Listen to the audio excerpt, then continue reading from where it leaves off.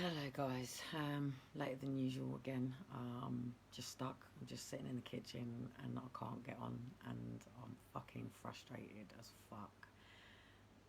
Dean's asleep in the living room, boys asleep in the bedroom, and I'm just sitting in the kitchen and I can't even just potter and get the like. I shouldn't have even had any washing up. Like the photographs that I posted when I went out showed that I had a straight kitchen, a straight living room, straight hallway, a straight bathroom.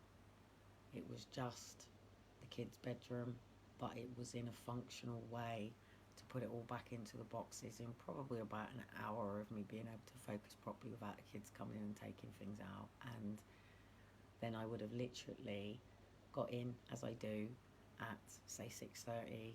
I come in, I flick the kettle on, I sit down, have a smoke, have a coffee.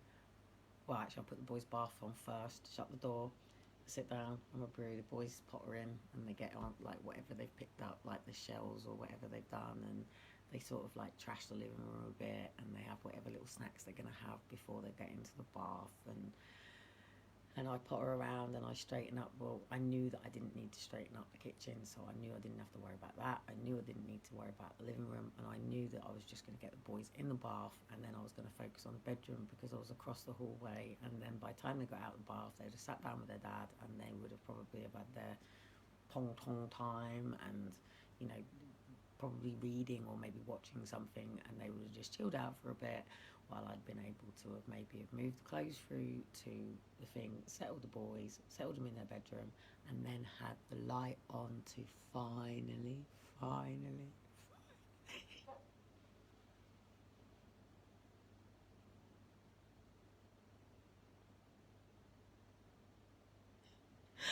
can't cope with people in my life who don't get it anymore.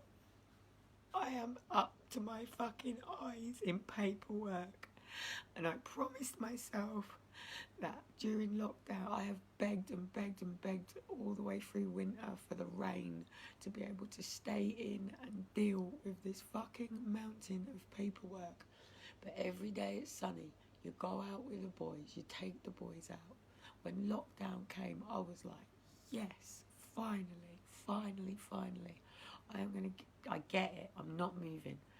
I don't have to think about whether I'm leaving the country before lockdown because lockdown's here. I don't have to think about whether or not I'm moving because everything is on hold. I can finally deal with a fucking storage unit, the fucking paperwork, and the box that I've got on the top of the boys' bedroom.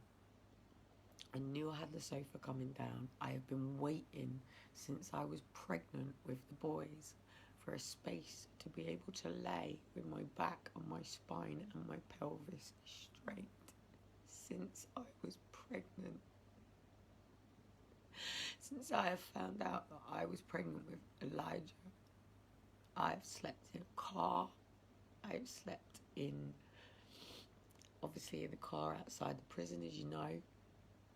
I came here to Portsmouth as a mother, as a high-risk pregnancy for an Ehlers-Danlos mother. Someone's just said my sound's not good. It's probably more me, guys. I am absolutely full of cold, cough, influenza, if you want to call it that, COVID, if you want to call it that. It is what it is. That's what it is. It's COVID-19, if that's what you want to call this fucking cold cough thing that's going around. I'm absolutely full of it. The boys are full of it. I'm tired. As an EDS mum alone, not just an EDS mum, but EDS Kelly. Yeah, I keep saying EDS mum, but prior to mum, I was born with EDS. And like, we've got a mum here whose child is born with cerebral palsy. We live in a system in this country that is a system that comes in when London Bridge is falling down. It doesn't matter if you know for years and months that somebody is plotting to burn London Bridge down. We live in a country that it never heeds to warning. it never heeds to things going wrong, and it never takes accountability for anything, because we have a new structure according to the peasants and common people every 4 years.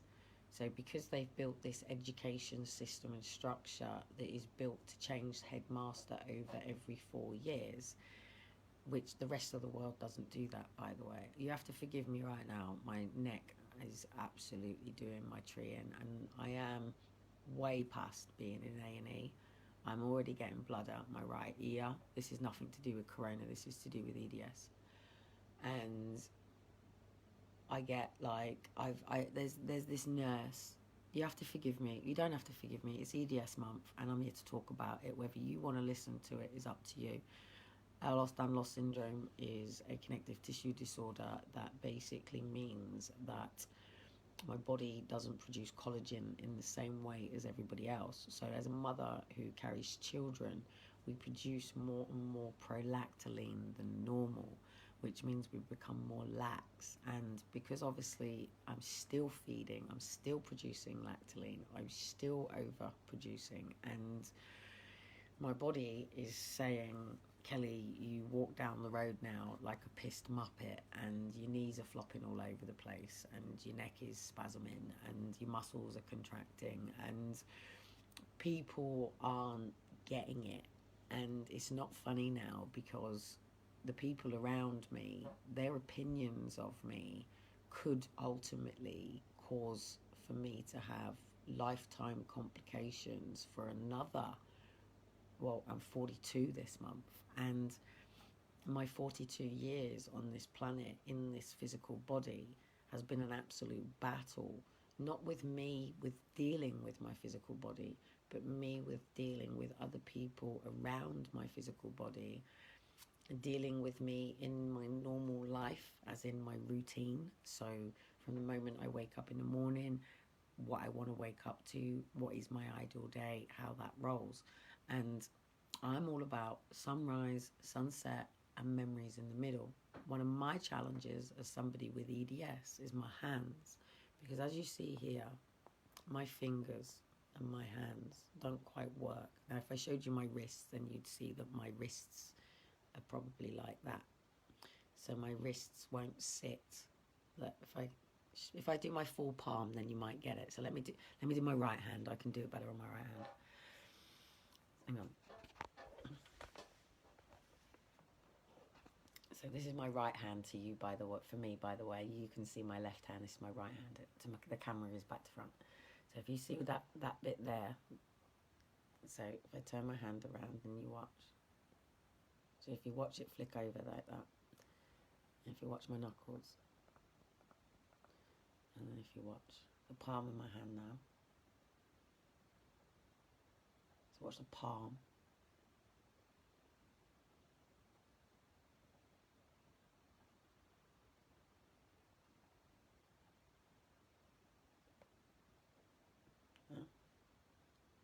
And watch my palm.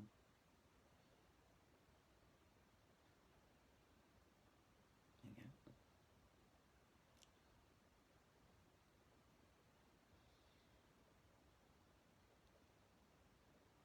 Hang on. I'll flat in a minute, hang on. And then if I want to, I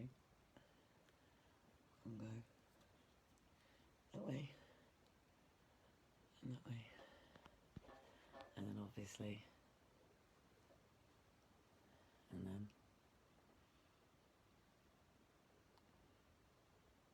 I have no earlobes. Are you ready?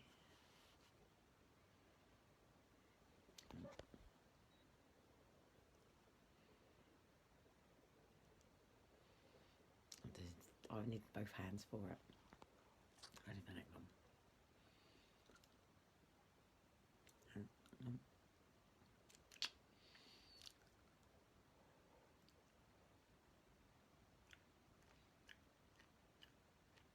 Listen.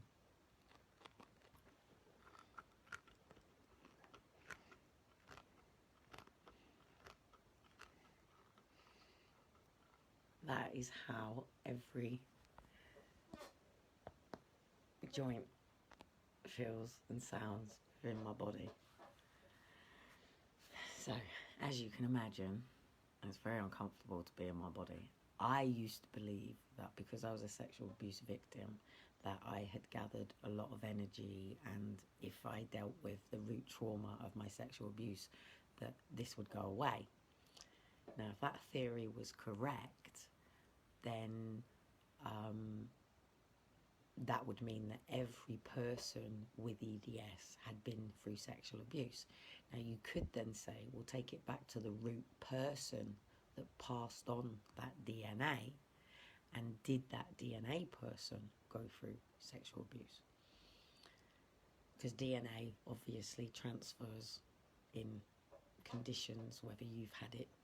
It can even just be that when you're pregnant, it might be emotions that cause damage to the child's DNA that creates it. We just have these labels on things. So Mr. Earlos and Mr. Danlos came along and created Earlos Danlos, just as cerebral palsy was created by people's names, just by arthritis and all of these things that have names. Even our towns and cities have names because they're named after people who settled and had that land and things like that. That's how Gestalt psychology basically starts. You know, a banana becomes a banana when somebody goes, ooh, banana, you know, and a cup when somebody chooses that it's a cup, you know. So it becomes these things when people put a name on it, like even branding. I mean, I've got a coffee thing in front of me, and it's a Russell, just to prove to you it's back to front, by the way. Russell Hobbs, you know, so it's a Russell Hobbs, and we know Dyson, yeah, and we associate Dyson Hoovers to Dyson, and buggies and cars. A car is a name as a brand, and we if we see car, if we hear the word car, we think four wheels and a car. You know, we have these schemas and blueprints in our minds of how we perceive the world. And I've been really, really lucky, as I've always said, because I've lived so many different lifestyles. I'm certainly not somebody who was born in Portsmouth who, you know, mum was given a council flat and I lived in here in the flat, and I grew up here on the park down here, and, you know, went to the local schools and that's it. And I'd never been off of Portsmouth Island. That wasn't my experience. I'm very fortunate to have swam in the most beautiful seas in Barbados, and you know, pretty much all of the Cyprus Islands, and you know, there's many places I haven't been that I still can't wait to see. But you know, I'm very, very, very fortunate that I have travelled pretty much all of the UK. Yes, if you said, oh, I live in so and so, have you been here? I might not have been exactly to that point that you're in, or I might not know that exact position, but I've probably been to the city or the town, or maybe a village driving through it, or I've probably been through, you know. So no, I haven't travelled the whole of the UK, and I certainly haven't travelled the whole of the world. You know, that would be grandeur of me to say, you know, I've travelled the world, or, you know, I've travelled all of the UK. That would just be a grandeur statement to say. I'm very well driven, if that's. I drive people a lot, you know. I like driving. I love driving. If you haven't got a driving license, guys, people, please, if you, when you come out of lockdown, please make it the first thing that you do to not leave walking, leave in someone booked ready outside to take you for your first driving lesson. Like, seriously, I dare you. Like, if you're on lockdown now and you're not a driver, and this is my Step Up Britain challenge to you, to get in the yellow pages, if anyone still has one. If you have a yellow pages in your house still, I dare you to please take a photograph of it and post it, and let's get this yellow pages out and about, because it will just change people's concepts and thinking for a bit. You know, I don't have one, unfortunately, but I might find a picture and say, who remembers this? But like, please get onto Google or Crackbook and just put in local driving school, because very soon you won't have a human taking you for driving lessons. Very soon it will be Mr. Billy sitting there in a mechanical car, and you'll go out and you'll go through this Zoom thing and things like that. So really take the time to sit with a human in another car, because I had some wicked conversations with some of my driving instructors. Nikki's already saying she'd love to drive. So there you go, Nikki, seriously, the first car when I got to here, And you know what I'm like for cars. I like my cars, okay? So for me to have to take pride as the hardest fall and go and spend, and I didn't spend £300 on a car, I spent £150 on a car. And that £150 a car has got me all the way up and around and down. I don't have it now. I now have a £700 car. And since I've been here, since coming from the streets, okay, our council flat is a 1 bedroom flat, okay. If you said, okay, what have you achieved in 5 years? Well, we've achieved 2 really beautiful boys in 5 years. Me and Dean's relationship is just, he's an amazing, beautiful man who just needs to accept the level of pain that I deal with that is very, very hard for anyone to deal with, so I can get to a point that we just have a system in this house that works. Not this house, but a proper home. And he can just let me take his videos and his videos. But this is what I was trying to say. For somebody like me with photography, is I need to make adjustments for things, and that's exactly the same as driving. Now, Nikki, straight away, you are actually entitled, and if you talk to social services about this, and I know you're going to start jumping up and down and being all little giddy skiddy girl, and I can imagine you sitting here going like this, that actually there might actually be a little bit of information here for you, but there actually is. Because your son is cerebral palsy, he is currently with social care getting all the PIP and everything for him. But as his mother, you are entitled to drive, which means your driving tests are paid for. Yes, that is true. So yeah, that's my challenge to you. So if you don't drive, and it doesn't matter what you say or think, like why you don't want to do it, I will tell you in total what you're going to pay for a car. All right, say you get a clapped out £150 car or a £300 car, or even better, just get a little white minivan, yeah? Just get an old school fucking white van. And, okay, what's it going to cost you? It's going to cost you about 21 quid for your provisional to get through your... No, yeah, it's going to cost you, I think, let me get this right. I think it's going to cost you about 21 quid to get your provisional. I think that's right. Shoot me if I'm not. Calculate it yourself. About 21 quid or something around that to do your doodah test, and then you've got your your theory test, then you've got your driving test. Now this is all going to change when you all come out of lockdown. It's going to be a big package, and it'll just be easier, so much easier for you to do. I don't know how it's coming out, but as it stands now, so then you'll probably have what, maybe 10 lessons. So what, each week you need to put maybe 15 to 30 quid aside. And don't forget, when they come back, they're going to be flying offers all over the place. 6 lessons, 10 lessons, all of this to get you hooked in as quick as you can. So start, you've been saving, shops are not open, put that money away and say, I am either going to pay for a full-blown bulk, I'm going to literally for a whole week just go driving and pass my test after that week, and I'm going to go out and I'm going to pay for a clapped out car, and it's going to probably cost me a little bit high for the first year or two while I just get my insurance down. So behave and behave on the road, because we want sensible people out on the road. We don't want big car crashes and all that sort of stuff. Yes, you're going to have car tax as it stands at the moment, and yes, you're going to have car insurance. These are obligations. Yes, you're going to have to change your tyres sometimes. Yes, you're going to have MOTs if your car is under 3 years old. And yes, you're probably going to want to do something in that car that pays for petrol and things like that. Maybe you can't afford that on petrol, on benefits long term, but with having that car, it's going to give you opportunities that you didn't realise that you denied yourself for such a long time, because you've lived in a prison of, travel's going to get free soon, by the way. You're all going to have access to free travel soon, hopefully.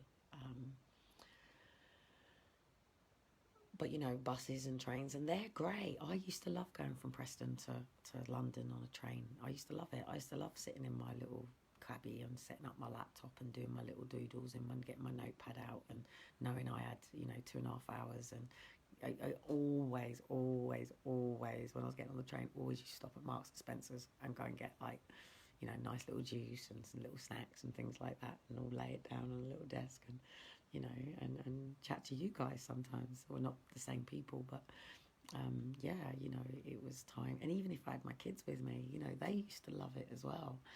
Just don't take a double buggy when you got to go down the tube in London. It's not fun. You know, I've flown with my kids. You know, Liam and Daniel have travelled with me alone, you know, alone. You know, I didn't travel with anybody when I was taking Liam and Daniel away.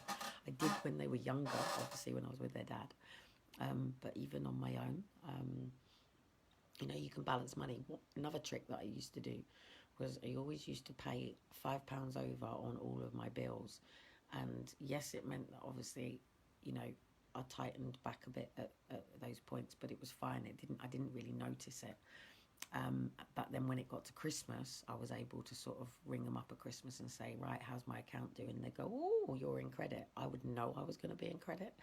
But every company used to say this to me. So I used to say, okay, well, what do you want to do? And they say, well, I'll tell you what, can I cash it in? And we would set up a new direct debit. And they say, yeah, that's fine, brilliant. Because obviously I want to sort out the new financial year and they'd have to pay it back to you anyway. So then that used to be the money for Christmas, and that's how I did Christmas. You know, life is very easy, and it doesn't matter if you're managing depression, it doesn't matter if you're managing any label or diagnosis that they've given you or physical condition. It's just that there's a difference between, is it trauma? Is it trauma? Is it something that's been created through trauma? Because that can be undone. Or is it something that is traumatized, like to the level that, and this is where I need to be at uni, because I can't go further with some of the things without having access to the equipment that I need. But I struggle with some equipment because it's either too heavy or I can't quite hold it properly with my hands. Prime example, I don't think I've got it to hand, but okay, prime example. Again, this is what I say about holding knives on lives. It's not funny. Put the knives down, guys. You people, I say you people, I haven't got a normal knife. How is that? So to you people, this is a normal knife, yeah? Now look at my hands, trying to hold one said normal life, yeah? Now one said person try cut one normal knife, one said person can't cut with normal knife, and it makes one said person very difficult. This is what reasonable adjustments are.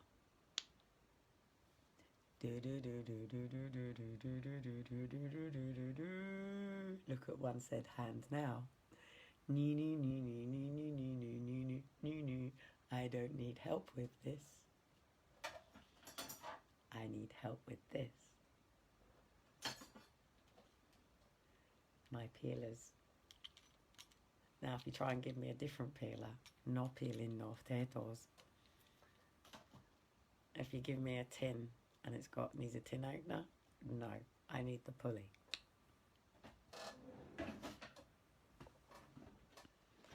You give me said big milk, I's gonna struggle. Lots of different things that you can do on a daily basis that make things a little bit easier. And you can do as much as you can around your house. And what I was trying to do and achieve was make a really functional home to make it as easy as possible. Because, you know, bless Dean when he's not here, you know, if someone puts him up, it's great if he's got his mates, if he's working with people, it's brilliant. But if not, it's a bench wherever he travelling through, how he gets there, blah, blah, blah, blah, blah. You have, like I always say, you have to go over and follow his page. Not that he's on Crackbook at the moment. His Twitter's been banned, and I don't know what's going on with LinkedIn. That might have been closed. I don't know. Anyway, but by the way, the police weren't on the hovercraft before anybody says that I said that they were going over to arrest David Icke. That's not the case. I was just showing you where David Icke lives, which is over on the Isle of Wight, which is the other side where that hovercraft was going. So it was actually the Royal Mail that was going across. So I'm going to try and convince them to let me and the boys go across one day with the Royal Mail while we're on lockdown. I never know. You never know. We've been going in there for a long time now. And I was conceived around using that hovercraft. So when my book comes out, they let me go on it.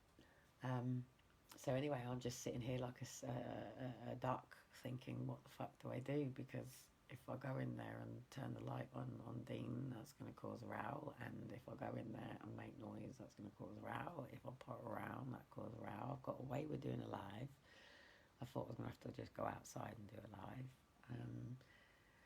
So then it means I've got to get up in the morning again, and then I start kicking off because I'm already ratty. I'm already trying to get over the mountain that I've got. I'm already dealing with the fact that we're not waking up in aggressive situations. I'm already dealing with the fact that I've got so much pressure, apart from social, by the way, because children's social care have now stepped back. I'm still on CP, but they've stepped back. So basically, when they do the first assessment, they then come in every week. If you're a high risk, they come in every day, mate. They'll even 3 days, whatever, but they come in for the first week and then they drop back down to 2 weeks. So they dropped down today. But that wasn't because I rang adult. That was just that everybody knows that there is no parenting problems with me, and it doesn't matter. It's just they know their system doesn't exist for people like me. They know that I would be the best pilot. I've already told them the new system that they've made is wrong already. She said as soon as she said we've got a DV person involved, we've got this person involved, so it's not going to work already. I said you're just creating the same system, you know. You're just creating the same system under a family brand. It's not going to work. It's not going to work. People don't. If you've got a couple, take me and Dean for an example, yeah. If you said to them, right, we want to sit you down and we want you to go on this healthy relationship course, yeah, with What's a Face, brilliant, but it's ran as a perpetrator course. No, because we're not actually perpetrators of anything, really. Yes, we clash. Yes, we butt heads. Yes, we well, we don't actually argue. Dean's actually very quiet.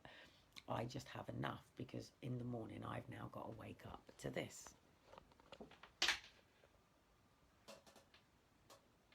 Yeah?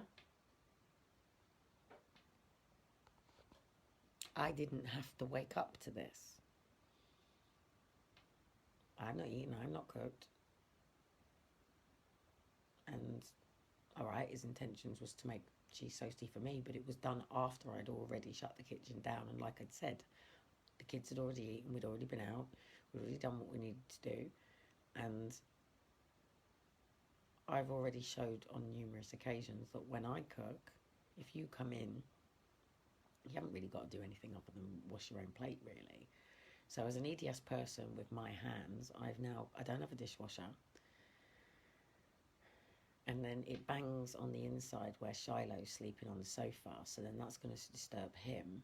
So I'm stuck with this. So when I wake up in the morning, I've now got to just lay there for fucking hours, waste my morning, getting fuming and pissed off because yet again I've got to get up around the kids, try to tidy up, try to get back onto it, try to get the kitchen and the living room straight in order for me to then get the bedroom done, to be able to get the clothes moved forward, to be able to move that forward, still not being able to get access to the storage units, to get to my paperwork, which is going to get worse and worse and worse and worse and worse because at the end of the day, if you don't pay your bills and you don't keep on top of things, then you lose your property that you live under.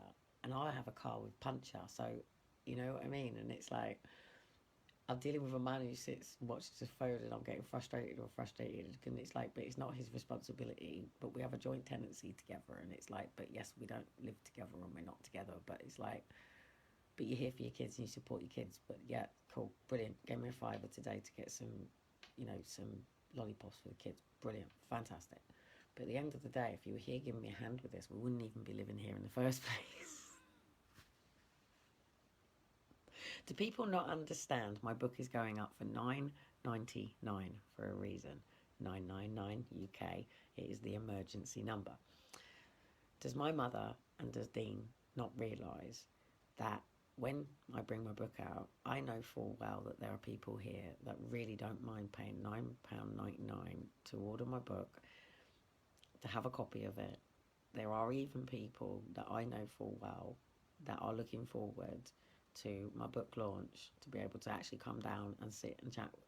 You know, there's going to be people that obviously publishers make you stand in line and stuff like that, but obviously there's going to be people that really don't have to do that, and all of you won't have to do with that once I've done what I've got to do anyway, because we'll just all sit down and have coffee. But like, you know, I will get back to doing my workshops, and I will get back to doing my seminars, and I will get back to doing conferences. I could do them online and things like that, but you know, I just feel in what's going on in the current climax that it's not about setting up businesses, it's about setting up infrastructures. And the infrastructure that I believe in is every single person should be living to their full potential. And if there's struggles, take depression for an example. Yeah, just take depression for an example. I'm sure most of you sitting in your fucking hats right now probably understanding what doom and gloom and feeling really feels like right now. You've probably cleaned your closets goodness knows how many times. You probably have very clean cupboards, or still procrastinating over maybe you should do that. Most of you are being paid to stay at home. Most of you are doing it and quite happy to do so. People on benefits are probably quite happy to do so. People are just not really happy that there are people out here that have had surgeries cancelled, medical support stopped, even people who are children are in social care while families are meant to be getting said support. That's not going on. People with cancer treatments, I need to double check actual correct statistics on who is getting supported and who isn't, because officially children with high dependency should still be able to go into school. Social should still be being active in their normal lives. Things should still be going on.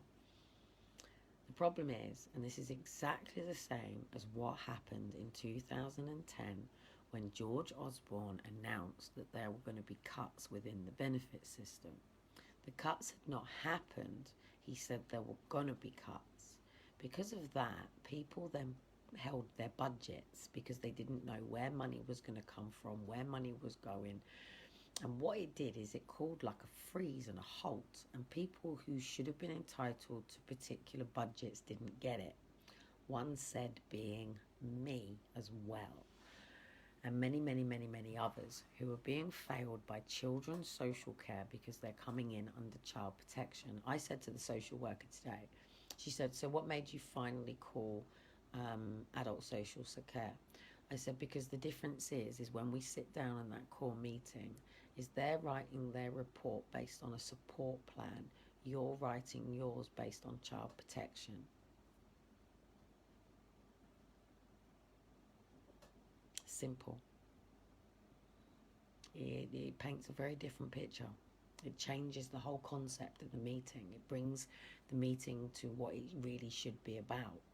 It shouldn't be about a mother who has to get rid of the mother. It shouldn't be about a person called Kelly. All right, let's go back to Kelly being born 22 years ago here at St Mary's Hospital. And Kelly's just come out of the womb to a 16-year-old girl. And the 16-year-old girl and the baby have an EDS specialist in the room, because my mum has EDS too. Now, had my mum been supported through her life as somebody who was born with EDS, my mum can do all this too. My mum's a very strong woman, very strong woman, very strong woman. And there's a lot that she hasn't been able to achieve because of very similar problems as me. And she's an amazing painter, amazing at making clothes, amazing at doing things. I just don't think she can sit down for too long. And even gardening, she loves it. But I think even she knows there are boundaries and limitations. Sorry, Mum. She's a very strong woman. Very proud woman is my mother. Very proud. Love my mum. She's lovely. But anyway, all that aside, every single person has a right to fulfill their true purpose and their true potential. And be it if you have a love for music, take the piano, and you wish to sit down at that piano and just play that piano. That means that's in you already, and the Lord will provide you with that piano and the space to have that piano and do that. It's just that most people look and watch other people who can do something and think, I can't do that. And then they constantly tell themselves they can't do that, they can't do that, they can't do that. Therefore, they can't do that. So, and they don't even try to do that because they've already convinced themselves that they can't do it in the first place. And then fear sets in. And then once fear steps in, fear is a liar. As a very powerful song says, you know, fear is a liar. And if you're fearful of something, therefore you know that there is a deception going on. And it's different. It's different if it's your intuition. If your intuition is saying, you know, don't go there. If you go there, you will have a new fateful death. You know, there's a difference between, you know, beware, the coronavirus is here. Has been for many, many, many, many years. It's called corona. It's just that people are uneducated because, like, I was walking around earlier on and I was thinking how peaceful it was and how nice. But I was thinking, why are you all staying in your homes right now? And I thought, yes, good, okay, said coronavirus going round and you've been told it's going to kill you, so therefore you're staying in. You're not staying in because you're protecting the vulnerable, I can guarantee you that, yeah? You're staying in because you think it might kill you. Fact. Please, go on, tell me, why are you staying in? Are you staying in because you're worried about getting the coronavirus and dying? Or are you worried that if you've got an actual cold right now, that you could spread it to somebody vulnerable and you won't want to do that? Now, when I walk out on the street, I'll tell everybody, step back, we got a cold, mate. And if you're vulnerable, then it will be corona death for you. So they laugh. I go, we have got a cold, it's up to you. You know, we're coughing and splattering. It's a cold. Do you want a cold or not? So I do tell people when I'm out, and we do stay clear of people, because the reason that people are meant to be inside is you're not meant to be spreading the cold. Hence why the WHO have now announced, obviously you know this week, that they're saying that obviously it's not out there anymore. They're saying the virus ain't out there anymore. People ain't out there. It's in people's homes. And they're going, there's a lot of sick people in their homes that obviously are coming out and coming to the hospital and doctors, and maybe the coronavirus is sitting in people's homes. So now they want to come into people's homes and find out, is the coronavirus sitting in people's homes? This is why I'm not enjoying this experience right now, because it keeps you in fear and faith. Is someone going to come through the door? I've lived with the fear of being sectioned since I was... It was my mum that first ever did it to me.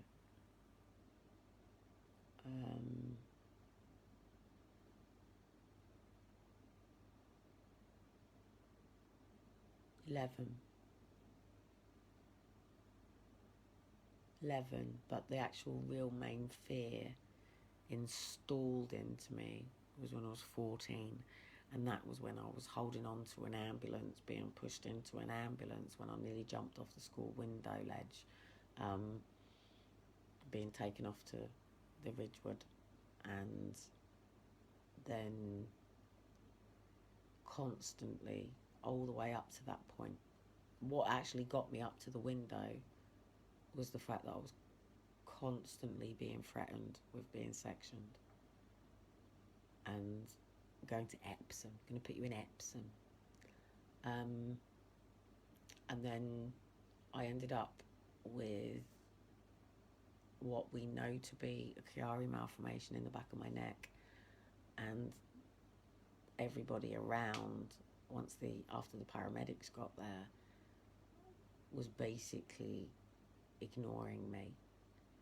So let's go back.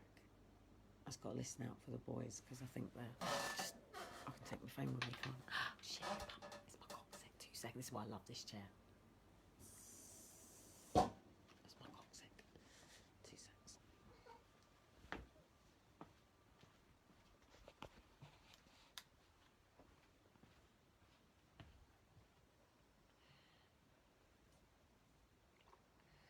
I just got to close the window in here, it's bloody cold.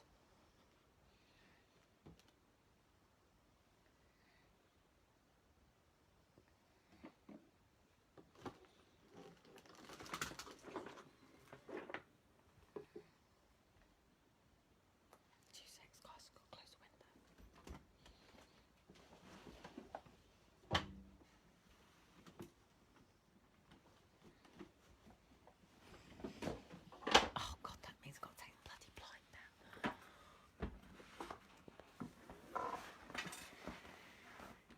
For fuck's sake. Seriously, I need a man around the house. A man. I can't get out now. Oh, for fuck's sake. I got myself in a bit of a...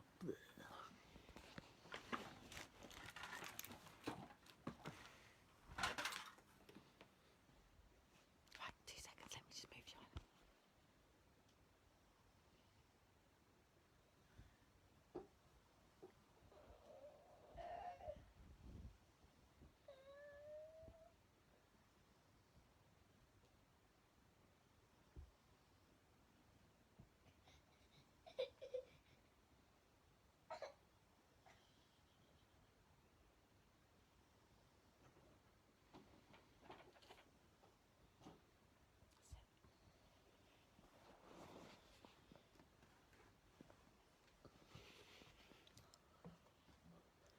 It's a bathroom, okay?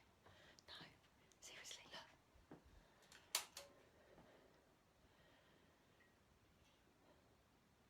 I ran up a bath and had to go out. Look, can't even be asked to empty it. Takes 2 seconds. Fucking pisses me off.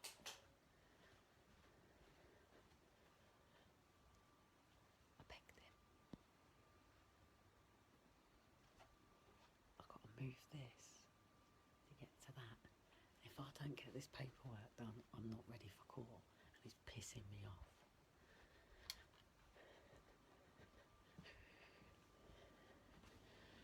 You know, I'm climbing over the fucking hoop. Seriously, it's like, how do you go to bed and just leave it? Like, how do you not, as a couple, like, have... I'm sure every couple out there must have just structure and routine in their life, and they know who does what, and it doesn't matter what's going on. If you don't maintain it, it just crashes. And it's the same with any condition. It takes maintenance. And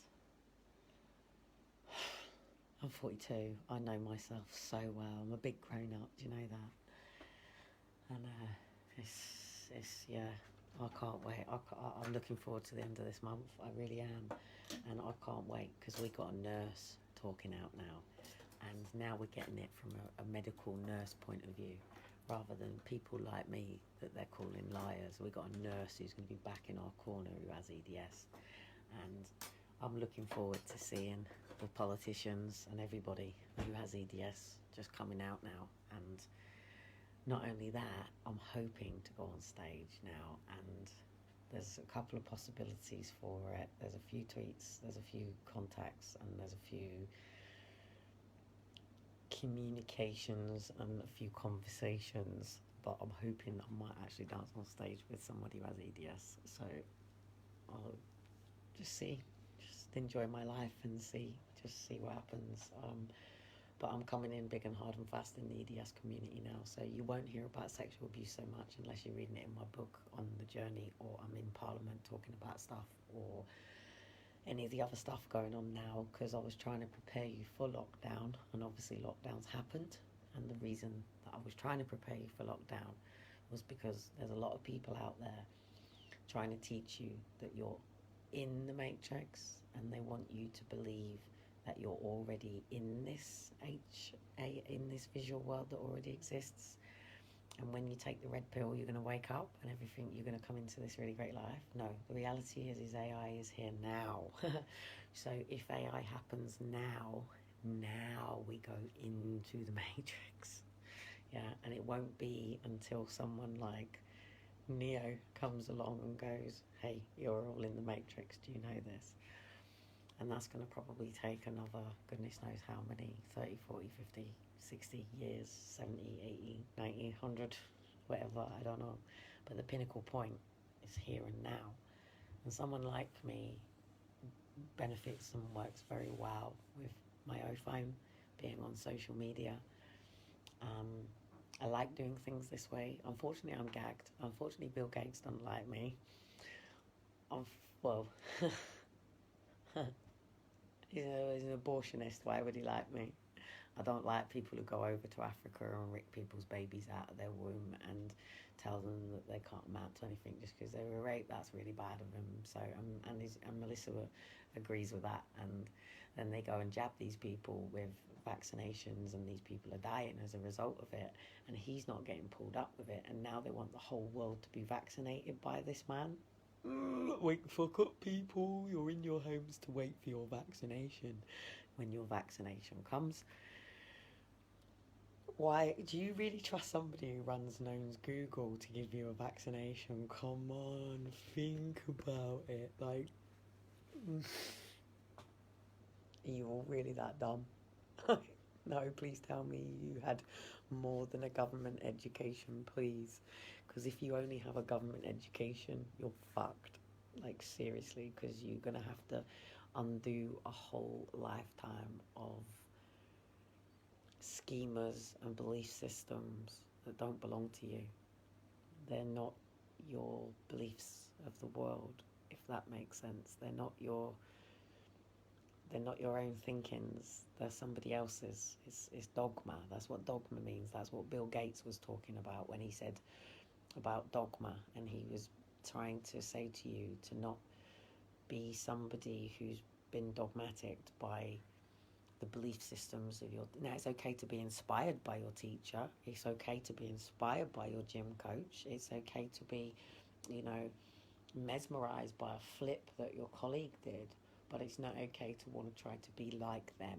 It's not okay to look at other people and wish that you had their life.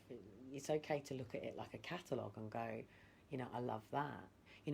I'm so blessed to see that another EDSer has such a supportive husband. If I see and family, if I see a supportive husband and a supportive family and supportive work colleagues around EDS families, I'm happy. If they've got that, I'm happy. There's many of us that don't have that, and for those that do, I'm not sitting there going, look at her, she's this and she's that. I'm looking at her thinking, I love you. You rock, you go girl. Jealousy is a very, very, very horrible thing to have, and it's very nasty. And when I was a kid, and I never used to understand why I used to get bullied at school, and my mum used to say, it's because people are jealous of you. And I used to think, well, why? Why would you be fucking jealous of me? I live in this pain body, I hurt. I'm going through all this shit. My fucking dad doesn't want to see me. My mum fucking likes to give me a bitch slap. And, I'm just on my own. So why the fuck would you really ever have any jealousy of me? What? Because my stepdad picks me up in some really nice cars sometimes. And it's like, well, yeah, fantastic, great. Yay. Do you know how embarrassing it is to actually walk to your gates and you're at a comprehensive, normal state school, and your stepfather is picking you up in a fucking Lotus, and it's like, great, fuck's sake, have I really got to deal with this? Like, seriously. Now, had I been at Weydon, where I was a council house chav in a shell suit, and everybody was picked up in the Jags and the Merc, and then me being picked up in a Lotus would have actually been really cool, and nobody would have really have battered anything other than the fact that they would have thought that when prom day came, Kelly's bringing the car. Do you know what I mean? That's a given. When prom day comes, it's not a problem. We know we've got decent cars coming because I'm sure there'll be a car. That's how it should have been. I didn't get to go to prom, by the way, because I got expelled. Why did I get expelled? I got expelled because social care failed to call a core meeting to assess my needs. And I'm still on this road and journey to have people around me who just understand I can't cope with waking up with yesterday's past. I can't cope with it. I can't. It stumbles my day straight away as soon as I get up. Sometimes I'll give myself a bridge time to say, okay, I've got to deal with yesterday, and this is the time that I'm going to give it. But then I'm too tired for the rest of the day, and I like to get up in the morning with a complete and utter fresh, like, I mean, why have I got a bin in my house? It's like, why? Why have I got a bin in, why? Why? Why? Why? Why? Why have I got a bin in my house? Like, how can you go to sleep at night knowing that there's a bin in the house and washing didn't make it down to the dryer and empty milk sitting here and no notice of me to go and get milk for the kids, and you know things like why, and if I can't have that team player with me, then I can't have them people around me because it's hindering me. And it's the same with Amber. When Amber gets things wrong on my timelines or posts stuff out and creates a whole different image on my social media, I can't afford to be 1 degree out. 1 degree out in anything is 1 degree out. If a ship is 1 degree out, it's going in a complete different direction. It's going in the wrong direction. If you get in the wrong lane in a car at traffic lights, you're going in the wrong direction, you know. And you've either got to try and come back on course, or you've just got to accept that you're being taken in a different direction. And if it's great and it's fun and it's brilliant and that's great, but if it's distracting you from who you really are and you're just doing it because you're trying to keep somebody happy because you can't be arsed with someone telling you to shut the fuck up and give you a slap, you know, and you're trying to appease to keep someone happy like that, then you know, you need to really take a good hard look at the realities of things. And, you know, I love doing this. I love, sometimes when I go off track, it's the most great experience ever because I can pull myself back and go, like, where am I? What's going on? What's working? What's not working? I'm a coach at the end of the day. You know, it's built in me. I coach netball, I coach football, I coach Little League, I coach, you know, if I'm in my normal life, I do. But, you know, I coach personal development, I coach business. What do you want coaching in? I'll take you anywhere you want to be. Yeah, I'll take you out your own way. It's not a problem. It's just that I have a problem with charging people to do it because we're so fucking damn expensive. And I don't think that we should just be there for the elite. I think we should be there for the people that really need us. And that's my problem. How do I bring... Well, that was what I was trying to do with Challenge Britain. How do I bring what the middle don't actually really know, but how do I bring it down to the bottom, to the grassroots, to the people that really need it, who maybe have disabilities, challenges, labels that they've been given that are holding them back from being who they really are, just because somebody's told them that they can't. Okay, if you've got epilepsy, you can't drive a car. Sorry. Actually, you can. There are ways, but also the disabilities cause problems. They do. So to some people out there who say they have certain conditions, these conditions are getting in people's way, even driving a car. However, you can still get mobility for somebody else to drive a car for you, and you can still pass your test. But you have to be able to prove how you manage your condition, and maybe have to have somebody in the car with you. So there are ways around it. It's just that you've got to show your competence when things are slightly out of control. Do you know what I mean? How you manage that. So anyway, I'm going to go, and it's another failed day for me, and one day I will have people in my life. Do you know what? I wonder if I was really, really sick and at the end of my tether and knowing it was my last days, whether there was anybody in my life who would wake me up for the last sunset and the last sunrise